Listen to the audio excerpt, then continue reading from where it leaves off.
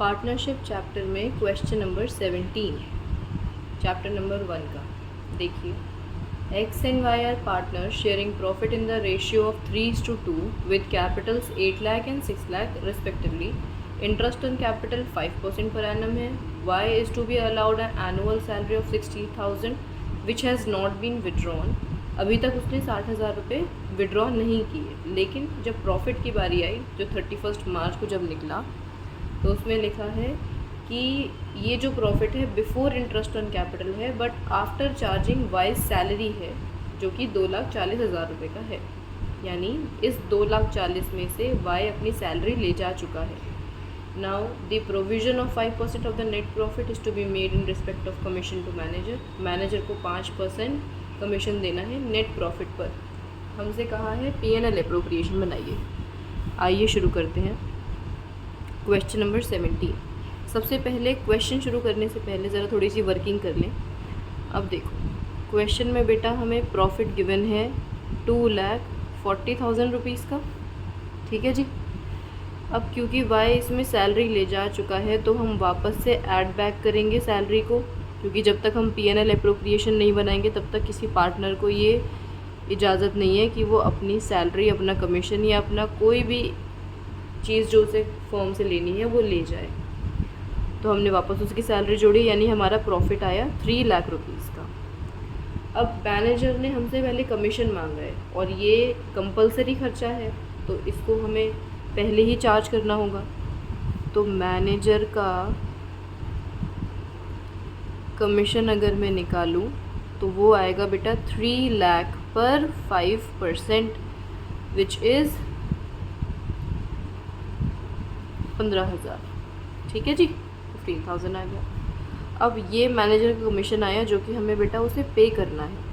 अब देखो जो नेट प्रॉफिट एप्रोप्रिएशन के हमारे पास अवेलेबल होगा एप्रोप्रिएशन के लिए, वो क्या होगा कि 3 लाख तो हमारा प्रॉफिट था, लेकिन उसमें से 15,000 मुझे मैनेजर को देने पड़ गए, तो मेरे पास 2,85,000 प्रॉफिट बचा जो मुझे पार्टनर्स के लिए लेकर जाना है, ठीक है जी। तो बस ये छोटी सी वर्किंग थी। अब देखो P&L एप्रोप्रिएशन अकाउंट बनाते हैं। P&L appropriation account. अब सबसे पहले हम लिखते हैं बाय P&L अकाउंट, या आप चाहें तो यहाँ नेट प्रॉफिट भी लिख सकते हैं जो कि अभी हमने निकाला है 2,85,000 का, ठीक है जी।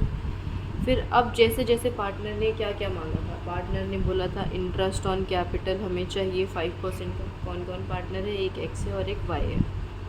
तो X की कैपिटल पर यानी 8 लाख पर 5% हमने दिया। तो ये कैलकुलेशन मुझे आपको करके दिखाने की ज़रूरत तो नहीं है। देखो फिर भी अगर आप कह रहे हो कि मैम बता दो एक बार, तो ये लो जी, 8 लाख पे 5% देखो 40,000 आता है।